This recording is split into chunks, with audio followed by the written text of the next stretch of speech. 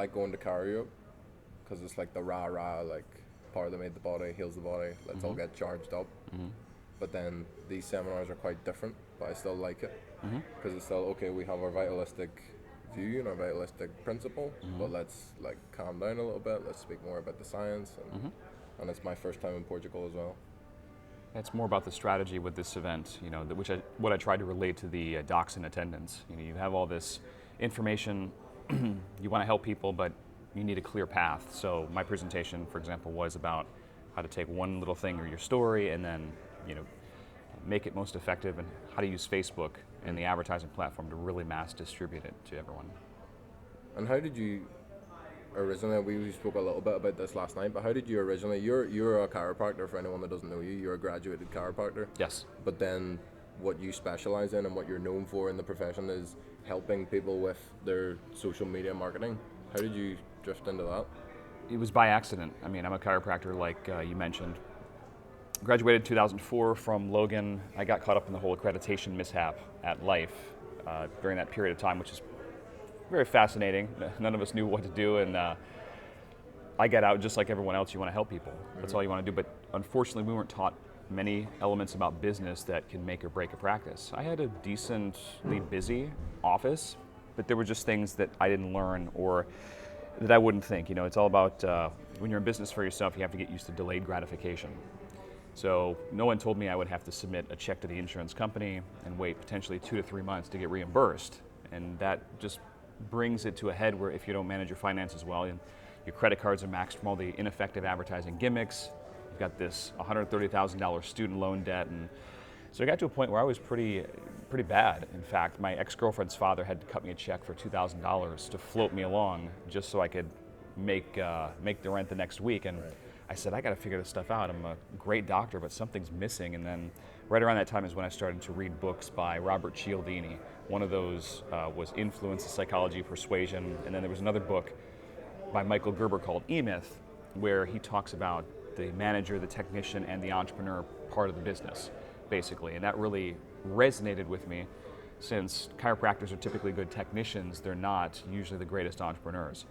And so I took that information and started to apply some of the concepts, started to understand why people make the buying decisions that they do. And around that time is when a little social network called MySpace kind of really became popular. That's before my time. 2005, 2006. And I remember Bebo. Okay. You remember that one? Yeah. That was my first like introduction to social media. Bebo and MSN, but MySpace, that's before. Yeah. It was pretty fascinating because on this network, most of the profession thought it was for kids. I think those that actually knew about it. However, I just found out early on that you could connect with like-minded people within 5 miles of your office that had certain interests, and it was really powerful. So I was just merely in the right place at the right time, I should say, and it was an interesting thing. So as one patient per week turned into like 3-4 patients per week from MySpace of all things, some of my colleagues got wind of it and they asked me, hey, what are you doing? Can you show me the system that you're using? And I began to show them, excuse me, and eventually I started showing so many colleagues that I was thinking, I have to turn this into some type of information product. I got to put this online or something, into DVDs. I didn't really know how to do it, but I needed to because it was cutting into my practice time. So I figured that out, which is a whole separate learning curve in and of itself. It's not like it is today with you have one system you can do that. So, I figured that out, and eventually my secondary source of income overtook my primary. Really? And once that happened, I started to think, wow, if I could help thousands of doctors reach millions of patients, that's pretty powerful. So that's when I set my course on the consulting element, and then, from there, I've been helping doctors use these new platforms and technology to grow their practices, become more influential, and then create a bigger impact. And I think us as chiropractors, that's the end game. We want to impact as many patients and people as possible, but sometimes we just don't have the strategies, tools, or resources. So that's kind of what I provide docs. I was surprised to see you here because I was a CA. I was a CA for 4 years. And I remember following you when I was about 19, 20. I don't even know how I stumbled on your stuff, but I liked your blogs. I recommend you go follow Matthew, go follow his consultancy page. And I was following you for the longest time and seeing all your posts, and you see the famous one about the car and stuff like this.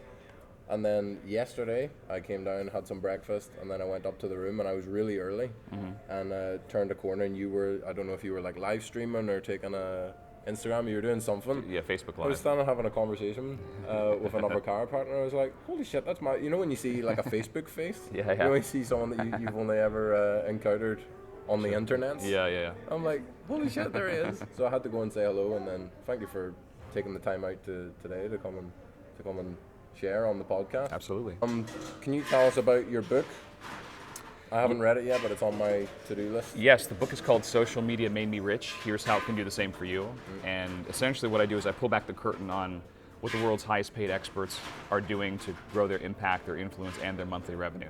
It's a very tactical guide. Even if you're starting from zero, you'll learn strategies, tactics, and ideas that will help you bring your idea to life and or market your business a little bit better. The book is not specifically for chiropractors, but my gosh, thousands of doctors in the profession have it because it is a great, useful guide to what they're doing.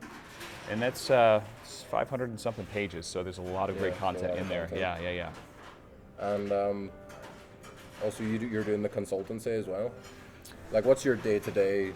Yes, so I consult doctors and other professionals on how to grow using Facebook, Instagram, other social media platforms. I have my separate product, Social Media Elite, which is a video tutorial system that many doctors will start there. I have a private coaching program where I do work one-on-one with a few clients that's application-based, and I have a seminar every August called the Social Media Revenue Summit, where we host that in Atlanta. This year's August 17th. And then I've got a separate agency that does Facebook advertising for some doctors called Profit 365. So I have my hands in a lot of different things and have certain teams to manage different aspects of the business. But for me, I think the dilemma is over here in Europe, we're quite different. It's not as, I don't think we're as dialed in to the sales aspect of stuff as you guys are in the States. And I mean, you've probably heard, like over here, we tend to, on this side of the profession anyway, build a small circle of clients that are coming to you on a regular basis, and then we'll try and generate referrals. So we're not as big, you will get them of course, but we're not as big on doing like the billboards and the marketing and the sales funnels. Sales funnels is kind of a dirty word over here. So for me, it was cool to hear the other side of the perspective, because over there, I guess in the States, if you're not doing all that stuff, there's so many other docs there. There's one on every street corner that you'll kind of... You can build a referral practice in the States, certainly, and many of my clients do. It's just a matter of, even with social media, this is just how people communicate. So why wouldn't you want to be, or have a strong presence on a platform like Facebook, for instance, where you can build your reputation regardless. And I always say, I could flip a switch right now and reach more people than you could ever reach doing a screening every single day for a year, very easily with Facebook. So how big of an impact do you want to make? Are you really committed to reaching as many people as possible? If you are, one of the only options you have is to get invested in social media. And the way that I describe, for example, taking your story, pushing it out there on a very, very minimal budget, that's, and anyone can do that with proper training. So you have to, I just think it's a very smart move to get out there, to get well known. Once you get famous for the right reasons, then you create this whole other, this set of brand equity, I should say, that will benefit you for years and years to come. This is a lifetime play. Well, it's like what you spoke about yesterday. You'll become known as you're the go-to option. You're the easy choice.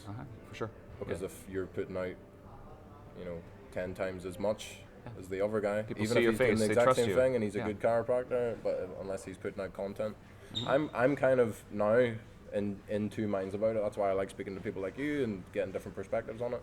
Because for me, I don't want to be like doing sales all the time and doing that aspect. I want to have a system set up and a system set in place, and then focus on being a chiropractor. I want to be adjusting, not doing sales. Sure. And if you elegantly put the content out and distribute it like I teach, you're not even, I wouldn't even call it sales, because you're educating people in a certain way, and naturally they just build trust with you. What about like guerrilla marketing? Because I ask because we had the conversation last night. I had a personal training business for a couple of years in a small town in Northern Ireland. Not somewhere like Barcelona or whatever. It's a small town where everyone kind of knows each other. And because I like to use humor a lot, I would kind of be a little bit more tongue-in-cheek, and we'll do live streams. I'll show you some of them later. It was all Snapchat. I used Snapchat basically to build my business, and I did pretty well. It paid for the first couple of years of chiropractic college. Nice. But do you find it's better the day-to-day stuff like stories? Instagram stories is the big one at the minute, or would you rather sit and make a lot of content to spread out over a long period of time and then schedule it? For instance, what I do with MLS, I do the social media for MLS, and what I'll do, I'll sit for 2 days and I'll get all the content up for the next couple of months, and then I just schedule it and I leave it alone. Yeah. It's not a day-to-day thing that I have to do, whereas in the personal training business, it was a constant thing. Sure. Personally, I don't like content that expires, because I've built my brand on content that doesn't expire, meaning that the videos that I created videos in 2006 that are still online, that are serving me. They're not the greatest videos, but people saw those and they found value.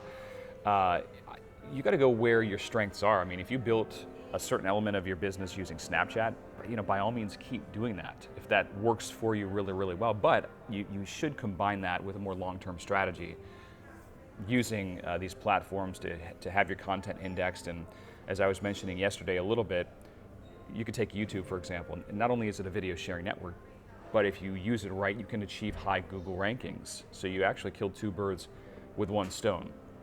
But yeah, I mean, I would have some type of system, whether that's scheduling content, creating content, and then I like to distribute mine and repackage on as many platforms and channels as possible. Systemize it a little bit better. Absolutely. Rather than the day-to-day. Yeah, I mean, I think it's getting more popular now, though.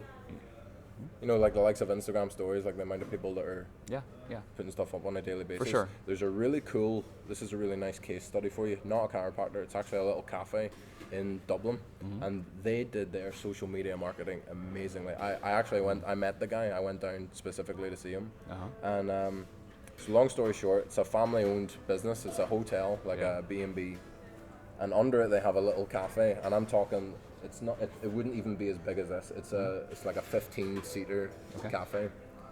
So the son gets put in charge of this, and he's got a really wicked sense of humor, and he basically just started doing social media like guerrilla market. His goal was, I'm not going to spend a cent, I'm going to do it all through humor and becoming viral, basically.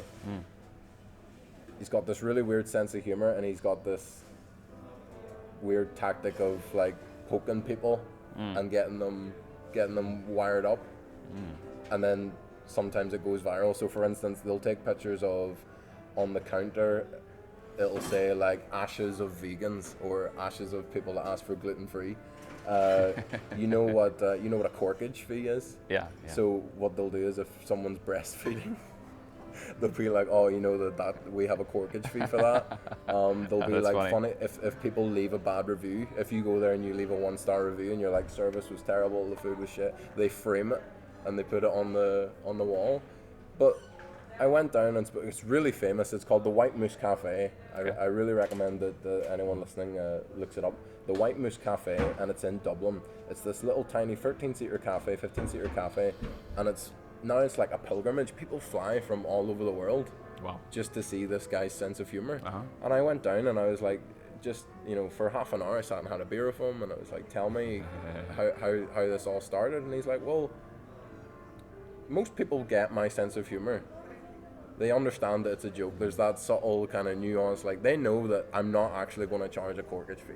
Yeah. But there's that 10% of people that read that and they get, and they're furious by it. And they're the best ones, because they're the ones that share, and they get triggered and they comment. Yeah. But then they'll comment, which means their friend in Australia sees it. But that person might think that's a great joke, and they go on I'll try and think of other examples, but it's full of stuff. You go on their page and it's great. And he did a lot of Snapchat, Instagram. Whenever I spoke to him, he said that, well, I asked him what I'm going to ask you in a minute, and I was like, how would you take that kind of approach? Do you think it could work for chiropractic? Because we have to be quite safe. We have to kind of, we don't want to get into too much trouble with boards or anything like that. And I said to him, well, what do you think? And he said, it's like a character, it's like a TV show. So every one of your staff, every CA that you have, every tech CA that you have, every associate they have, it's a character on the show, and you're kind of the main one, and because you'll be the one making the content, and then they come in sporadically over time, and you build up this story. Yeah. And it was really fascinating little case study for you. Yeah, it's fascinating. Yeah, that's cool. No, I think that being controversial can certainly get eyeballs on your content, get people fired up. Based on where you practice, you certainly need to check with your state boards and what you're able to say, what you can't, because there are some controversial doctors out there that, and they have very large followings. But again, some of them, that's going to depend on your state board and what you're willing to risk. And it's one thing to be controversial, I guess, and But be careful. Yeah. it really just depends on the topic you're talking about, honestly. And I'm all for a little bit of controversy. It's just a matter of, I mean, are you going to lose your license over it? Yeah. So That's the thing. Well, I mean, I'm going into 4th year now. I have a long time to go. Yeah. And for me, I'm still thinking about it. I'm still in two minds. For instance, adjusting on camera. I'm like, do I adjust? I have some friends, you know, that and some good mentors of mine that are like, absolutely no way. No one should be filming any adjustments. Because why? Because it can be so easily misconstrued. Because I could do a 15-minute with you and do a great analysis and do a great setup and do a good adjustment. But then if someone takes that clip and they only take the adjustment and then they edit a crack over the top, or they, you know, it's very easy to get misconstrued or put into another bit of content. So I can see both sides, but I can also see why me doing a great setup on you and explaining what I'm doing for a new patient looking at that might be that might be what gives them the momentum to actually pick up the phone and call me. Well, some of the busiest offices that I've ever worked with have done adjusting videos. They've just done them in a very elegant way. And I always point to the example of Dr. Ian Rossborough in Australia, because he does some very cool case studies. Now, yes, people can take things and splice. You're always going to have that. But if you go back even to the 1970s, you saw Dr. Sid adjusting on 60 Minutes, which is a national television show. And that got people very curious.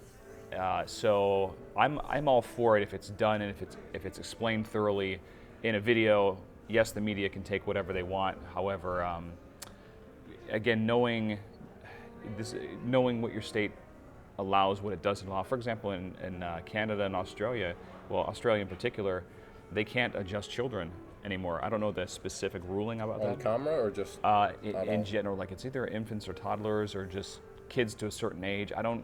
It's pretty. Yeah, it's medical fascism is what it is. You know, medical tyranny. But there are some heavy restrictions down there. So obviously, you're not going to do that in film. So you just have to be careful.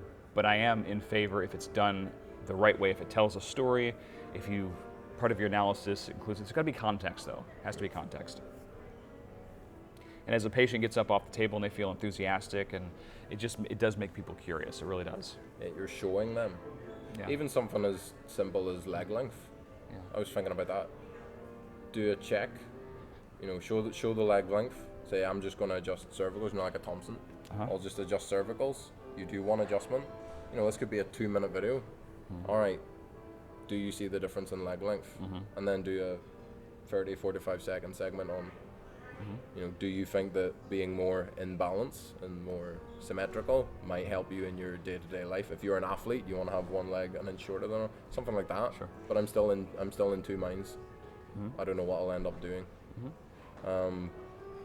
But I said to you last night, I think once I graduate, I'll go work for Kerry Sigafus for 1 year, and then after that, I already know a little bit of the social media marketing because I've done it before and I've built a business using social media. But would you recommend using your services right from the word go, or go and do your own thing for a little while, figure out what you know and what you don't know, then come to you, and at least then I can come to you with a base and say, hey, here's what I'm doing, how can I optimize it and make it better?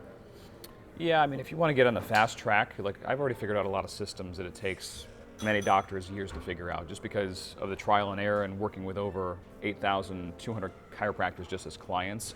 So I'm of the mindset, whether it's me or someone else, I mean, you want to go to a mentor as soon as you can and learn what they know, because it'll shortcut your journey so you can obviously help more people and prosper financially a lot faster. Okay. What about, we had the conversation last night, you weren't there I don't think, And we said how a lot of people are having more success on social media, and that email marketing is kind of a dying art. Whereas 10 years ago, email was the big thing. Yeah, I wouldn't say email's dying. It's just that we're drowning our inboxes, so you have to understand how to stand out a lot better. I always couple social media with email, and email gets, if you do it right, email gets people to pull the trigger because they've opted in to be on your list, and you can educate them a certain way, nourish that relationship, and I still email my list at least 3-4 times a week usually. So it should be integrated. Heavily with social media. Now there might come a point in time where it does totally phase out. That's not now. I mean, we're still getting 20% plus open rates, which is not great, but That's good. Compared to the people I was speaking to last night, it's a lot higher than what they were saying. Yeah, and it's about what you put out there too. If people go on your list for a certain thing, and you give them content, and they know that you're an asset, you're going to stand out in their inbox more so. Like, oh, even if they don't open every single email, I have many people that come up to me and say, I'm on your email list. I don't get to read them all, but I have this folder set aside for you just because I know you're going to deliver something that I need, absolutely. So you just want to be looked at as a solution provider and someone of value. Then if you do, you'll still get decent email open rates, and the benefit of collecting an email list is that you can also upload that email list directly to Facebook and reach them through more ads. Okay. So you can hit them on multiple channels, which is what you want. Yeah. Well, the general consensus last night was nowadays you go into your email inbox and you've got 50 emails a day, some from Amazon Prime, some from a chiropractic clinic that you've subscribed to that's emailing you too much, some from Vueling, EasyJet, Ryanair. And what I'll do, I'll just click, go down and delete them all in one go. Sure. And then maybe once a month, when someone's sending out the newsletter, or maybe I have a little bit more time, or maybe I'm bored and I'm sitting in an airport, then I'll read it. But at least it's still getting eyeballs on it. It's not really costing you anything. Yeah. And also you got to consider this, is that we don't control what we put on social media. Facebook could change their algorithm tomorrow, and they've done this to minimize your distribution in the newsfeed, so you're not reaching anyone, period. Or they could ban your account for whatever reason if you're too controversial. Mm-hmm. So that is a reality, and if you don't have a separate list that's yours, and I've learned this lesson throughout the years many times, but if you don't have a separate list that's yours that you control, you are on borrowed time. So that's another reason to have an email list or a text list or some other contact list that you control. Okay, cool. Here's something I'm curious to know from you. The likes of the old school, taking an ad out in the newspaper, or a leaflet drop, or a banner ad, like a physical banner, not a website banner, they're kind of not used as much anymore. We're moving more into the social media. Do you think there still is a place for that? And I'll ask you for why.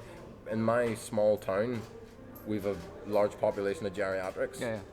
Grandmother's not going to see my posts on Facebook, but she might. If we do a leaflet drop, what we used to do is, it costs a lot to take out a newspaper ad. Sure. But what you can do, if you live in a small town, maybe you can do it in a big city, but if you go to a news agent, just go to the store and say, hey, I'll buy you a bottle of wine or a bottle of gin or whatever if you let me come in here at 5 o'clock in the morning. This was my job when I was a CA.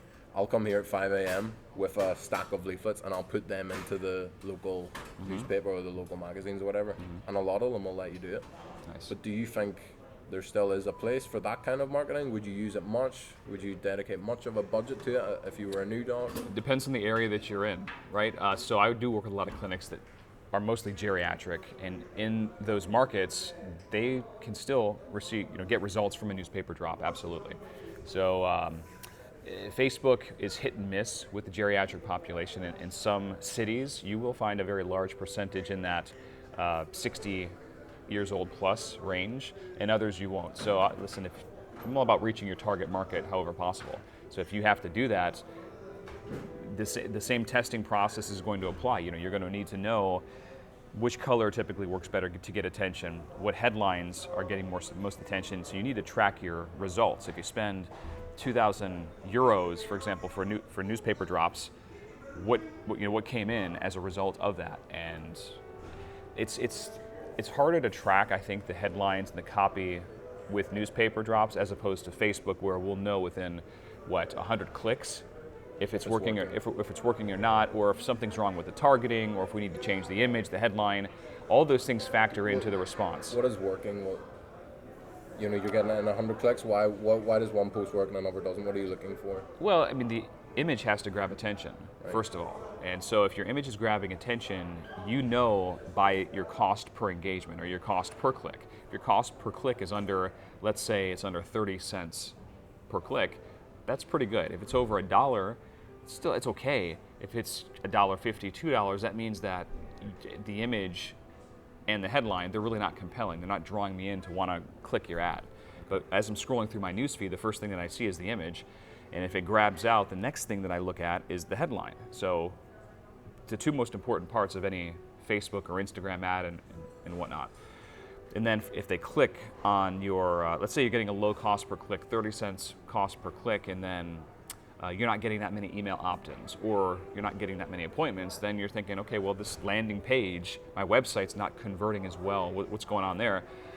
Which kind of has the same thing. The headline, is there a headline on the page that calls people out? Is the offer super compelling? I mean, is there legitimate scarcity involved? Do you have social proof and testimonials? All those factors go into buying decisions, whether people take action or whether they don't. Cool. Yeah, I didn't really use Facebook advertising too much. Maybe if I wrote about, write blogs and stuff, if one was really taken off, then maybe I would sponsor it. But there was never any structure to what I was doing. I was young, I was just kind of winging it, I was having fun. Like, I was already making some money, but it was just more like trying to optimize that. I guess you get that a lot as well. Like, yeah, I already have a referral-based practice. Yeah. I don't really need it. I don't really need the money. But it did okay, but there was no structure to it. That's why I'm curious to find out this sort of stuff, because it would be nice to have an actual knowledge of it rather than winging it. Yeah. Listen, if you're already getting some results, that's fantastic. But there's so much capability. I could share stories of, in terms of chiropractic, doctors that are generating an extra 40 to 70 new patients a month just from Facebook. So like some even more. So that's what's possible. Depending on what you're willing to do and what systems you have in place. And if you're already doing a couple here, a couple there, that's fantastic. But some subtle tweaks could dramatically boost that based on the ad copy, what you're putting out there, the types of content. So it's like, sometimes I feel like I'm a detective. I'll go in there and figure out where the high leverage strategies are or what's not being utilized, and okay, let's do it this way, and bam, we can see how that works. Cool. For your generation, you're probably like the exception. Like, you're quite social media and tech savvy. A lot of docs around your age maybe haven't been exposed to this kind of content before. I'm of the generation that I still remember when there was no internet, but I was and I'm really glad. Yeah. I didn't grow up with a tablet in my hand. Yeah, me neither. Kind of maybe 12, 13, 14, that's when we had the kind of new age internet. Social media was just starting to come through. But now you've got docs who maybe, in a couple of years, maybe even 5 years, my sister's generation, who don't really remember not having an internet. So you'll get this big selection of clients. For the docs maybe of your generation that haven't been exposed to this, I was really interested in your talk yesterday when you had some really small, like, detailed points, and there was other speakers covering this kind of content as well about, what do I do with my hands? I'm self-conscious about what I do with my hands on camera. Like, we have the camera going now. I don't know if this will ever be exposed. That's quite severe. But uploaded to the internet's exposed. He says something incriminating. But for me, because I was always doing the live streaming and always on social media and that kind of thing, it always came naturally. Do you find that you have to kind of come down and speak to doctors on that level and bring them back up? Do you understand what I mean? Because they're still self-conscious about being on a camera. They don't know how to write a blog, maybe. And you're having to come down and... Yeah, I mean, so... A guy asked me yesterday, how do I do my Instagram Live? How do I find it? I'm like, he must have been like, find a millennial and he'll do it for me. And I type it in and do it. Yeah. When you're at that kind of level, how can you help? Yeah, so I work with very, very basic doctors as well that aren't tech savvy. But the great thing is it's not rocket science, it's not biochemistry. Just little by little you can learn it. It's just through that repetition that breeds the familiarity. So I've coached many doctors that were newer along that side, and you have to start somewhere. So even if it's at the beginning, and I do get questions all the time about how should I appear on camera, what should I say, and I think too many times we overthink things. The more it can be like a regular conversation you would have with a friend is awesome, and you eventually come into your own. But it can be hard to speak to an inanimate object if you've never done it before. And so one of my tricks when I first started out, I would have my wife behind the camera or somebody behind the camera. So it was almost like I was speaking to somebody, which made it a little bit easier for me. And I didn't do as many retakes then. And then being on camera is also therapeutic because you realize, wow, I wave my hands this way, I say ums and ahs too much. The goal of communication is to decrease the blah and to increase the most effective communication. So it is very good therapy, and it shows you where your strengths and your weaknesses are that you can refine. So I always recommend to put some video content out there. Let me critique it first, give you some direct and honest feedback, and then we can work on doing this. I had one of my clients, really good guy, really nice guy, but he's a bodybuilder. And if you look at him, he just looks intimidating. He doesn't necessarily look like he has a mean face all the time, but he has to try really hard to have a warm and friendly look. Okay. And so in his video, he did a sciatica stretches video, which is, it was cool to see him finally get on camera. But his first, for him, that's probably a big deal for him. Yeah. But his first take was one where I said, Anthony, you got to smile a little bit more. And he started laughing because he kind of felt the same thing in the video. So just smile a little bit more, make it warm. The content is fantastic. Sure. You just look like you're gonna kick my ass in the video. So, but so he laughed, and eventually we got it, and now he's doing more video content. It's just that repetition, though. You have to start somewhere. I don't care where you are. Everyone starts at the beginning. Sure. And it's just about practice. Practice makes perfect. So for those that are nervous about maybe expanding into social media, there's people out there like Matthew to help you, hire him as a consultant, go and speak to these guys. For me, I would say just start. I liked all the social media. For me, starting this podcast, I was like, I need everything to be perfect, and it still isn't. But it was just starting, getting over it, and you will make mistakes. Just accept that right from the word go. You will make some mistakes and some errors. The main one for me, if you're doing a long monologue, I want to show respect and be present with you. And in a normal conversation without cameras and microphones, it's normal to yeah, okay, yeah, because it's affirmation that I'm listening to what you're saying. Sure. I did podcasts with Pam Jarbo, I did podcast with Amy Burke, and then I listened to it back. And it's like a tick. It's like every couple of seconds. So now I have to consciously, and if you listen to this back, I've probably done it a couple of times now, but I'll make a conscious effort not to do that, and you just improve over time. And if we do another podcast a year from now, hopefully it'll be a much better setup, much better organized, and I'll not be stumbling over my words and stuttering and saying all the time. So just start doing it and start making mistakes. Yeah, people resonate with authenticity as well. If you're too perfect and too scripted, that can turn some off. So you still have to fuse your normal personality. You still have to, have your flair, so to speak. So there's a time and place to refine your communication, but you don't want to overdo it so where it doesn't seem like it just seems awkward or seems inauthentic and such. Sometimes you see videos and you're like, this guy really doesn't want to be doing this. Yeah, for sure. They feel uncomfortable, they're moving and on all the time, the body language just looks, maybe get some training, or just don't do it. Where can people find you? If people listen to this and they resonate with it and they want to maybe get in touch, or I really recommend, even if you don't hire Matthew, just go and look at his blogs, and I promise that you'll get some value from it. Just go and look at the content that he's putting out, and even if you just do that, I think you'll learn something.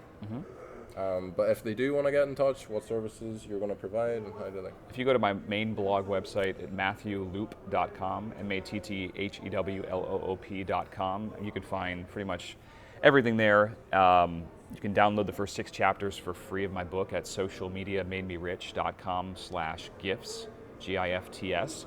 So those are the 2 main properties you can find me. And if you're a doctor that's looking to get involved with social media right now, most will start with the social media elite program that I have at dcincome.com/go. And if you have any questions, you know where I am on social media at Matthew Loop. I'm always here to serve. And there's just a large opportunity at our fingertips for those that are willing to do the work and take advantage. Great stuff.